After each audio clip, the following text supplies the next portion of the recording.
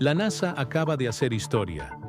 Junto a Lockheed Martin, logró el primer vuelo exitoso del X-59, el avión supersónico del futuro capaz de romper la barrera del sonido, sin hacer ruido.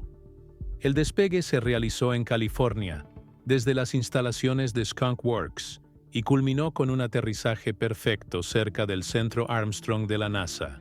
A diferencia de los antiguos supersónicos como el Concorde, el X-59 reduce el estruendoso estampido sónico a un simple golpe suave, lo que podría permitir el regreso de vuelos supersónicos sobre zonas habitadas. El objetivo del proyecto es abrir una nueva era en la aviación. Vuelos comerciales que viajen al doble de la velocidad actual, sin contaminación acústica y con mayor eficiencia energética. La NASA utilizará los próximos meses para medir el nivel real de ruido y definir los nuevos estándares internacionales que harán posible esta revolución aérea. El X-59 no es solo un avión. Es el inicio de un futuro donde volar más rápido que el sonido será tan silencioso como increíble.